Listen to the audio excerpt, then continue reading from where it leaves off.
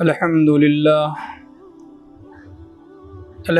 لله وحده والصلاة والسلام على من لا نبي بعده فقد قال الله تبارك وتعالى في كلامه المجيد والفرقان الحميد فأعوذ بالله من الشيطان الرجيم بسم الله الرحمن الرحيم الحمد لله رب العالمين الرحمن الرحيم مالك يوم الدين إياك نعبد وإياك نستعين اهدنا الصراط المستقيم صراط الذين أنعمت عليهم غير المغضوب عليهم ولا الضالين آمين صدق الله المولانا العظيم ونحن على ذلك لمن الشاهدين والشاكرين والحمد لله رب العالمين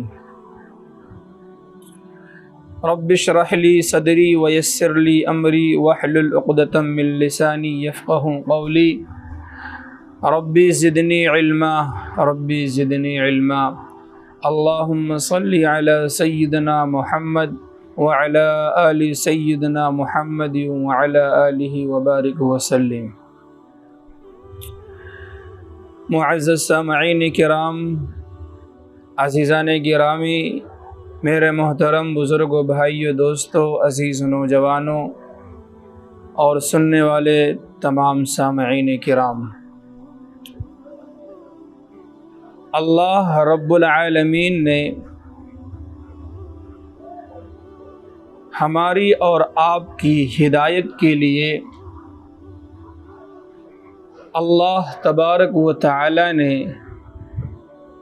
آسمان سے جو احکامات اتارے ہیں، اس احکامات کا نام ہے شریعت۔ ہم جس نبی کی امت میں پیدا ہوئے، اس نبی کا نام ہے حضرت محمد صلی اللہ علیہ وسلم۔ اسی لیے ہمیں امت محمدیہ کہا جاتا ہے صلی اللہ علیہ وسلم۔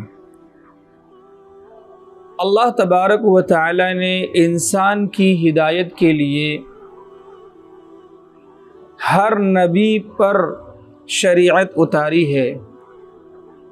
اللہ رب العالمین نے ہر نبی کو انسان کی رہبری کے لیے بھیجا، اور ہر نبی کو اللہ تبارک و تعالی نے احکامات دیے۔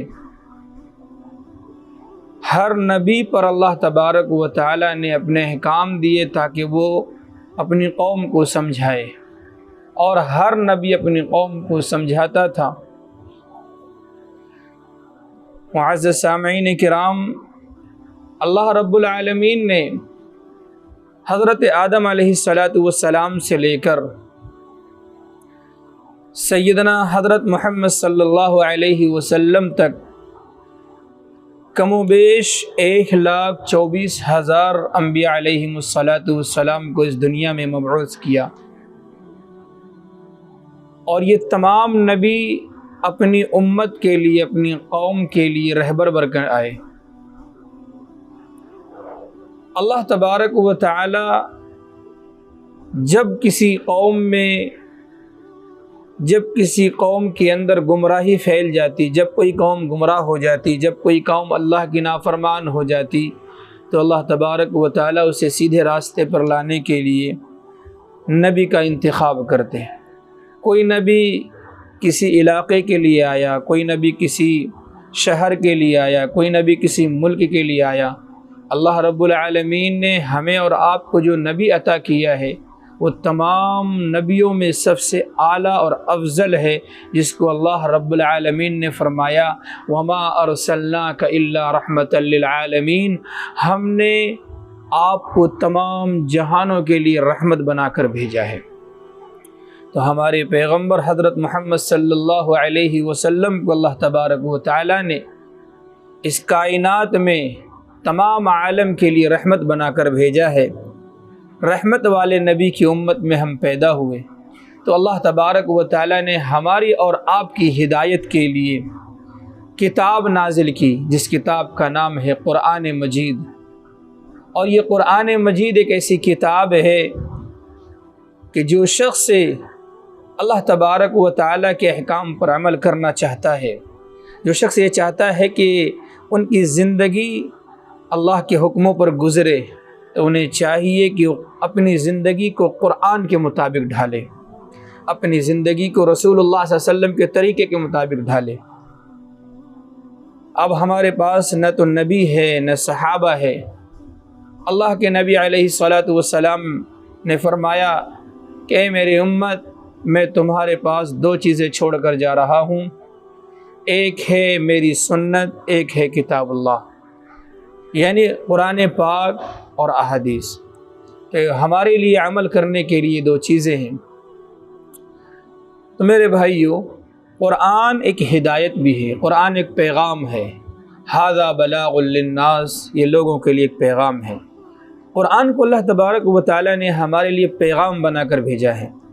اب اس قرآن کے اندر اللہ کیا پیغام دیتے ہیں، تو یہ اس پیغام سے وہی لوگ فائدہ اٹھا سکتے ہیں، وہی لوگ اس سے فائدہ حاصل کر سکتے ہیں جو لوگ قرآن سے شغف رکھتے ہیں، جو لوگ قرآن سے محبت رکھتے ہیں، جو لوگ یہ چاہتے ہیں کہ ہم قرآن کو سیکھ کر قرآن پر عمل کرنے والے بنیں۔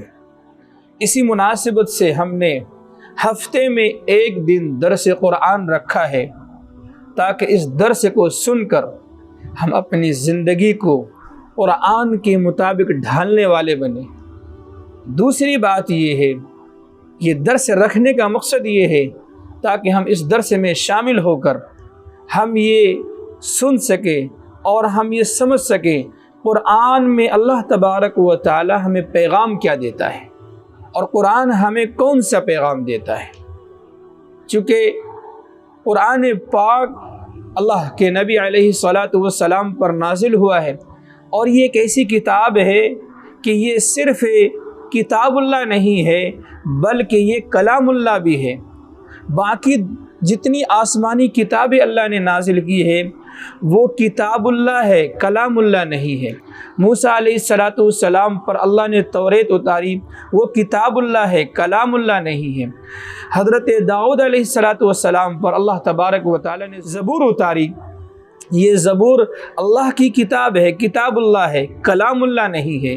اسی طرح سے اللہ تبارک و تعالی نے حضرت عیسیٰ علی نبینا علیہ الصلاۃ والسلام پر انجیل کو اتارا، یہ انجیل کتاب اللہ ہے، کلام اللہ نہیں ہے۔ قرآن یہ اللہ کا کلام بھی ہے، قرآن یہ اللہ کی کتاب بھی ہے۔ کتاب کسے کہتے ہیں، کلام کسے کہتے ہیں؟ کتاب کہتے ہیں جو کتاب کی شکل میں ہو، کتاب کہتے ہیں لکھ کر کے کسی کو دے دیا جائے۔ توریت ایک ساتھ دی گئی، ایک تختی پر لکھ کر کے دی گئی، انجیل ایک ساتھ دی گئی، زبور ایک ساتھ دی گئی، لیکن قرآن لکھ کر نہیں دیا گیا۔ قرآن جیسی ضرورت پیش آئی ویسا اترتا گیا۔ روایت کے اندر ہے کہ اللہ کے نبی علیہ الصلاۃ والسلام پر سب سے پہلی وحی 40 سال کی عمر میں آئی، اور آپ کی وفات 63 سال کی عمر میں ہوئی ہے۔ یہ 23 سالہ جو زندگی ہے، اس 23 سالی مدت کے اندر اللہ رب العالمین نے حضرت جبرائیل علیہ السلام کو آسمان سے زمین پر 24,000 مرتبہ بھیجا ہے قرآن کو لے کر کے۔ تو معلوم یہ ہوا کہ قرآن ایک جگہ نہیں آیا، قرآن جگہ جگہ آیا ہے۔ تو اسی مناسبت سے قرآن کے درس میں ہم بیٹھے ہیں، تو قرآن میں اللہ تبارک و تعالی نے 114 سورتیں نازل کی ہے، اور قرآن پاک کے اندر 6,666 آیتیں ہیں۔ 114 سورت میں قرآن کی دو ترتیب ہیں، ایک ہے قرآن کے نزول کی ترتیب، ایک ہے قرآن کی ترتیب۔ نزول مطلب کون سی پہلی سورت نازل ہوئی، اور قرآن کی ترتیب یہ ہے کہ پہلے سورہ فاتحہ ہے، پھر سورہ بقرہ ہے، پھر سورہ آل عمران ہے، یہ قرآن کی ترتیب ہے۔ نزول کی ترتیب الگ ہے اور قرآن کی ترتیب الگ ہے۔ سب سے پہلی چیز جو سب سے پہلی سورت اتری ہے وہ سورہ علق کی 5 آیتیں ہیں۔ ہم انشاءاللہ قرآن کی ترتیب سے تفسیر انشاءاللہ درس قرآن میں بیان کریں گے۔ تو آج کے سبق میں ہم سورۃ الفاتحہ کے متعلق چند باتیں معلوم کریں گے، چند باتیں آپ تک ہم پہنچانے کی کوشش کریں گے۔ اللہ سے دعا کریں کہ اللہ تبارک و تعالی ہمیں قرآن کے متعلق صحیح بات کہنے کی توفیق نصیب فرمائے۔ سورۃ الفاتحہ یہ مکی سورت ہے،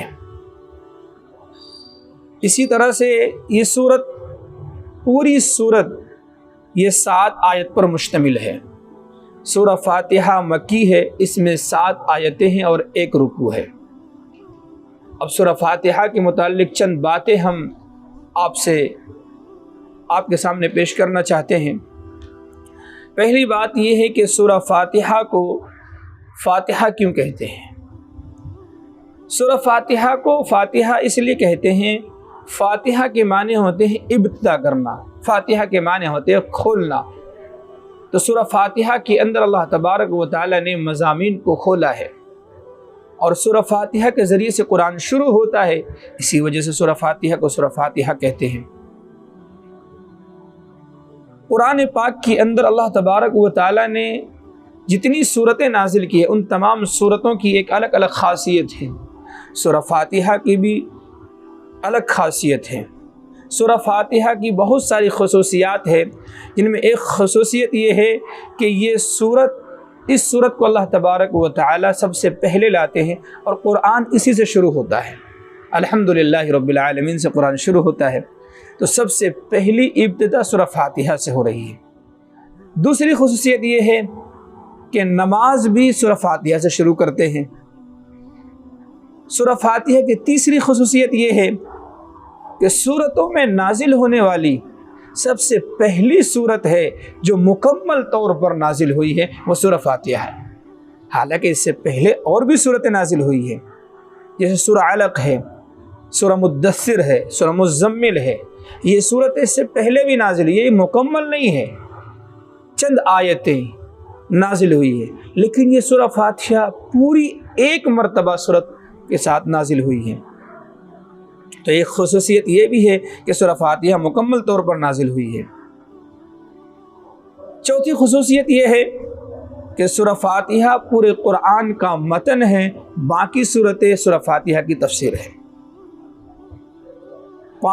4 وجہیں بیان کیے ہیں مفسرین کرام نے۔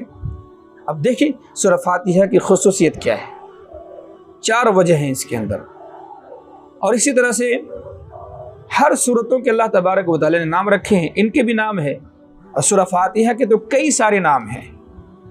ان میں سے چند ناموں کا ذکر ہم آپ کے سامنے کرتے ہیں۔ اس صورت کا ایک نام ہے سورۃ الفاتحہ، جو ابھی ہم نے کہا، اس کے معنی آتے ابتدا کرنا، شروع کرنا، کھولنا۔ ایک نام آتا ہے فاتحۃ الکتاب، ایک نام ہے اس صورت کا ام القرآن، اس صورت کا تیسرا نام ہے ام الکتاب، اور اسی طرح سے صحیح احادیث میں اس صورت کا ایک نام ہے قرآن عظیم، اس صورت کا ایک نام ہے سورۃ الشفا، یہ سورہ شفا بھی ہے۔ حدیث پاک میں ہے کہ قرآن پاک کے اندر ایک سورت ہے جس کے اندر اللہ تبارک و تعالی نے ہر بیماری سے شفا رکھی ہے، اس لیے سورۃ الشفا کہلاتی ہے۔ سورہ فاتحہ میں کی بہت ساری فضیلتیں ہیں۔ ایک فضیلت یہ بھی ہے، رسول اللہ صلی اللہ علیہ وسلم نے ارشاد فرمایا کہ سب سے عظیم ترین سورت سورہ فاتحہ ہے، الحمدللہ رب العالمین، تمام سورتوں میں سب سے عظیم ترین سورت سورہ فاتحہ ہے۔ دوسری روایت میں رسول اللہ صلی اللہ علیہ وسلم نے ارشاد فرمایا، قسم اس ذات کی جس کے قبضے میں میری جان ہے، سورہ فاتحہ کی نظیر نہ توریت میں ہے، نہ انجیل میں ہے، نہ زبور میں ہے، نہ قرآن کی باقی صورتوں میں ہے سورہ فاتحہ کی نظیر۔ تو معلوم یہ ہوا کہ سورہ فاتحہ کو بہت ساری خصوصیت حاصل ہے۔ اسی طرح سے سورہ فاتحہ کو شروع کرنے سے پہلے، قرآن شروع کرنے سے پہلے جب ہم قرآن شروع کرتے ہیں تو ڈائریکٹ الحمدللہ رب العالمین نہیں پڑھتے ہیں، اس سورت سے پہلے بسم اللہ الرحمن الرحیم لکھا ہوا ہے، تو اب قرآن شروع کرنے کے لیے حضرات فقہاء کرام فرماتے ہیں، علماء نے مسئلہ لکھا ہے کہ اگر کوئی شخص سورہ فاتحہ شروع کر رہا ہے یا قرآن شروع کر رہا ہے تو مسئلہ یہ ہے کہ سب سے پہلے تعوذ پڑھے، پھر تسمیہ پڑھے۔ تعوذ کہتے ہیں اعوذ باللہ من الشیطان الرجیم، اور تسمیہ کہتے ہیں بسم اللہ الرحمن الرحیم کو۔ یہ تعوذ پڑھنا کہاں سے ثابت ہے؟ وہ بھی قرآن سے ثابت ہے۔ اللہ فرماتے ہیں فَإِذَا قَرَأْتَ الْقُرْآنَ فَاسْتَعِذْ بِاللَّهِ مِنَ الشَّيْطَانِ الرَّجِيمِ۔ اللہ فرماتے ہیں جب تم قرآن شروع کرو تو تم اللہ سے پناہ مانگو شیطان مردود سے۔ تو اللہ تبارک و تعالی سے ہمیں پناہ مانگنا چاہیے شیطان کی شر سے، مردود کی شر سے۔ تو قرآن کو شروع کرنے سے پہلے اعوذ باللہ پڑھنا یہ مسنون ہے، اسی کے ساتھ بسم اللہ پڑھنا مسنون ہے۔ ایک چند مسائل اور بھی ہے، جب ہم قرآن پڑھ رہے ہیں تو قرآن پڑھنے کے درمیان جب ہم قرآن شروع کریں تو سب سے پہلے اعوذ باللہ پڑھیں گے، پھر بسم اللہ پڑھیں گے۔ اسی طرح سے جب قرآن پڑھتے ہوئے ایک سورت مکمل ہو جائے، دوسری سورت آ جائے، تو ان دو سورت کے درمیان ایک بسم اللہ آتا ہے، وہاں بسم اللہ پڑھنا بھی مسنون ہے۔ صرف بسم اللہ پڑھے، اعوذ باللہ من الشیطان الرجیم نہ پڑھے۔ جب ایک سورت مکمل کر لے دوسری سورت شروع کر لے، جیسے مثال کے طور پر میں بھی سورہ فاتحہ پڑھ رہا ہوں، الحمدللہ رب العالمین سے شروع کیا، غیر المغضوب علیہم ولا الضالین آمین کہنے کے بعد ہم نے دوسری سورت شروع کی، تو یہاں اعوذ باللہ نہیں پڑھنا ہے بلکہ بسم اللہ الرحمن الرحیم پڑھ کے الف لام میم شروع کر دیں گے۔ اسی طرح سے پڑھتے ہوئے اگر ہم سورہ توبہ تک پہنچ جائیں تو نہ تو اعوذ باللہ پڑھنا نہ بسم اللہ پڑھنا ہے، سورہ توبہ پڑھتے ہوئے چلے جائے کیونکہ وہاں بسم اللہ لکھا ہوا نہیں۔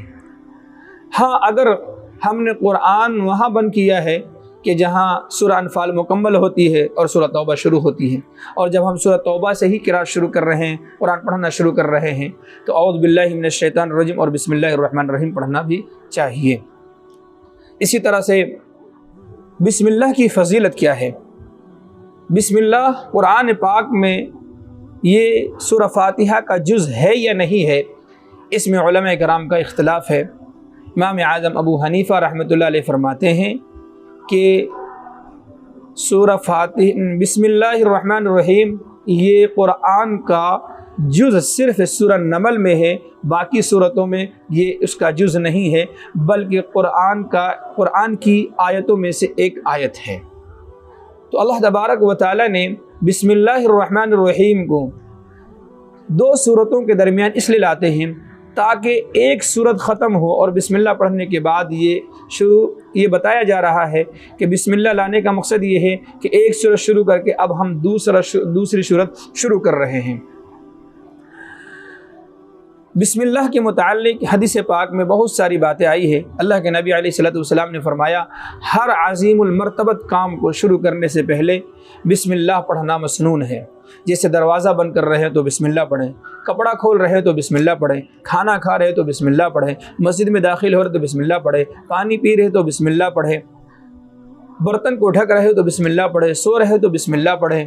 تو ہر جگہ بسم اللہ کی تاکید آئی ہے اور بسم اللہ کی برکتیں بھی بہت ہیں۔ علامہ سیوطی رحمۃ اللہ علیہ فرماتے ہیں کہ قرآن کے علاوہ دوسری تمام آسمانی کتابوں میں بھی قرآن کے علاوہ باقی تمام آسمانی کتابوں کو بھی اللہ تبارک و تعالی بسم اللہ سے ہی شروع کرتے ہیں۔ اسی طرح سے علماء فرماتے ہیں بسم اللہ الرحمن الرحیم قرآن اور امت محمدیہ خصوصیت ہے۔ بعض علماء فرماتے ہیں کہ بسم اللہ الرحمن الرحیم امت محمدیہ کی بھی خصوصیت ہے اور قرآن کی بھی خصوصیت ہے، اس لیے قرآن کے اندر بسم اللہ الرحمن الرحیم کو لایا گیا ہے۔ اور بسم اللہ الرحمن الرحیم بسم اللہ الرحمن الرحیم میں اللہ تبارک و تعالی 3 کلمات لاتے ہیں۔ پہلا کلمہ ہے بسم اللہ، دوسرا کلمہ ہے الرحمن، تیسرا کلمہ ہے الرحیم۔ بسم اللہ کے معنی آتے ہیں شروع کرتا ہوں میں اللہ کے نام سے، الرحمن کے معنی ہے جو بڑا مہربان ہے، الرحیم نہایت رحم کرنے والا۔ بسم اللہ جو یہ کلمہ ہے اس میں 3 حروف ہے، پہلا حروف ہے با، دوسرا حروف ہے اسم، تیسرا حروف ہے اللہ۔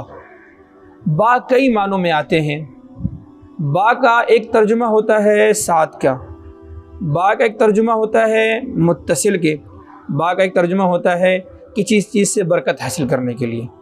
اب جب با کو جوڑیں گے بسم اللہ کے ساتھ تو اس کے 3 ترجمے بنتے ہیں۔ پہلا ترجمہ بسم اللہ کا پہلا ترجمہ اللہ کے نام کے ساتھ، دوسرا ترجمہ ہوگا بسم اللہ کا اللہ کے نام کی مدد سے، اللہ کے نام کی مدد سے، تیسرا ترجمہ ہوگا بسم اللہ کا اللہ کے نام کی برکت سے۔ پہلا ترجمہ ہوا اللہ کے نام کے ساتھ، اللہ کے نام کی مدد سے، اللہ کے نام کی برکت سے۔ تو معلوم یہ ہوا کہ یہ تینوں طرح اس میں تینوں مطلب ہو سکتے ہیں بسم اللہ الرحمن الرحیم کی۔ بسم اللہ الرحمن الرحیم شروع کرتا ہوں میں اللہ کے نام سے جو بڑا مہربان اور نہایت رحم کرنے والا ہے۔ بسم اللہ الرحمن الرحیم میں ایک ہے لفظ اللہ، ایک ہے لفظ الرحمن، ایک لفظ الرحیم۔ اللہ تبارک و تعالی نے اپنے 2 صفاتی نام بیان کیے ہیں، ایک ذاتی نام بیان کیے ہیں۔ ذاتی نام اللہ ہے، صفاتی نام الرحمن ہے، اور صفاتی نام ایک رحیم ہے۔ اللہ کا صفاتی نام میں سے الرحمن ایک ایسا صفاتی نام ہے جو کسی کے ساتھ اتصال نہیں رکھتا، اسی لیے کسی کو صرف رحمان کہہ کر پکارنا جائز نہیں ہے۔ فضل الرحمن نام ہے تو فضل الرحمن پکارے، عبد الرحمن نام ہے تو عبد الرحمن پکارے، رحمان کہنا جائز نہیں ہے، صرف رحمان کہنا جائز نہیں ہے۔ اس طرح سے گناہ بھی ملتا ہے۔ علماء فرماتے ہیں مسئلہ یہ ہے کہ اگر کسی شخص کا نام عبد الرحمن ہو یا فضل الرحمن ہو، اگر کوئی شخص صرف رحمان کہہ کر پکارے تو گویا کہ اس نے گناہ کا کام کیا، یہ اس پر گناہ ملے گا، یہ بالکل بھی جائز نہیں ہے۔ اسی لیے ہم سے غلطیاں ہو جاتی ہیں تو ہم ناموں کو درست کریں۔ اگر کسی کا نام عبد الرحمن ہے تو اس کو عبد الرحمن کہہ کر پکارے، فضل الرحمن ہے تو فضل الرحمن کہہ کر پکارے۔ ہاں عبد الرحیم میں یہ اس میں اللہ کا نام بھی ہے اور یہ انسانوں کے ساتھ بھی ہے، جیسے اللہ تبارک و تعالی نے اپنے حبیب کے بارے میں فرمایا وَبِالْمُؤْمِنِينَ رَءُوفٌ الرحیم، کہ حضرت محمد صلی اللہ علیہ وسلم اپنی امت پر رؤوف اور رحیم ہے۔ تو یہ لفظ رحیم اللہ کے لیے بھی آتا ہے اور لفظ رحیم انسانوں کے لیے بھی آتا ہے، تو انسان کے لیے بھی استعمال کیا جا سکتا ہے، لیکن بہتر ہے کہ عبد الرحیم پکارے، عبد الرحمن پکارے۔ تو اللہ سے دعا کرتا ہوں کہ جو بات کہی گئی ہے آج تو ہم انشاءاللہ بسم اللہ کی تفسیر کیے ہیں، انشاءاللہ آئندہ سبق میں انشاءاللہ ہم بسم اللہ کے ساتھ سورہ فاتحہ کی بھی تفسیر کریں گے، سورہ فاتحہ میں کیا مضامین ہے اور کس کس مضمون کو کھولا گیا ہے۔ اللہ سے دعا کرتا اللہ تبارک و تعالی ہمیں اور آپ کو ان کہی سنی باتوں پر زیادہ سے زیادہ عمل کرنے کی توفیق نصیب فرمائے۔ وآخر دعوانا الحمدللہ۔